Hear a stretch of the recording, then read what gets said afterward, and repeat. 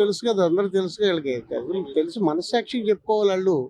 ఏదో మాట్లాడుతున్నాము చేస్తున్నాము కాకుండా మనస్సాక్షి ఏం వస్తుంది ఏం జరుగుతుంది అని తెలుసు. వాళ్ళు పార్టీ పరంగా ఉండరు కాబట్టి ఎక్కువ మాట్లాడుతూ ఉంటారు. మాట్లాడినండి కేసులు పెడతామండి. ఇది ఇప్పుడు అవన్నీ జరిగినాయి జనం చూసి. ఇప్పుడు ఎంత నోటి తోల వాళ్ళ నోటి తోల వల్ల వాళ్ళ ప్రభుత్వం అటు నాశనం అయింది. మరి చూస్తున్నారు దాన్ని బట్టి ఇంకా అది జనం అన్ని గమనిస్తూనే ఉంటారు. మళ్ళీ జనమే బుద్ధి చెప్తారు 29లో కూడా అనుకోని. అదే అది లేకపోతే బతకలేం కదా. ఇప్పుడు రేపేదో ఉందనుకుంటేనే బతకగలం. రేపు చచ్చిపోతామంటే ఇవాళ భయం వేస్తుంది. అది వేరు. ఏదో ఉందని భయంకరంగా ఉండాలి. జనాలు ప్రజలను మభ్య పెట్టాలి కదా. అమ్మో అంత లైన్ లో ఉందంట, అంత మందేనంటే ఈసారి మనం వేయలేస్తామని అప్పుడు దాకా ఆ కేటర్ లో ఉండేవాళ్ళు అదే ఆలోచిస్తారు కదా.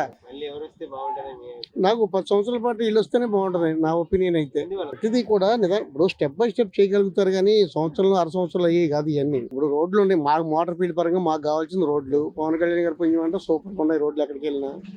మరి మేము అట్లా ఆలోచించుకుంటాం. ఇదివరకు లోడ్ ఎత్తుకెళ్ళాలంటే భయం వేసేది. ఇవాళ అవసరం లేదు, బాగానే ఉంది. కేంద్రం నుంచి కూడా డైరెక్ట్గా నిధులు తెచ్చుకో, దమ్ము ఆయన దగ్గర ఉంది, తెచ్చాడు. మాకు మళ్ళీ వాళ్ళే కావాలి మాకు.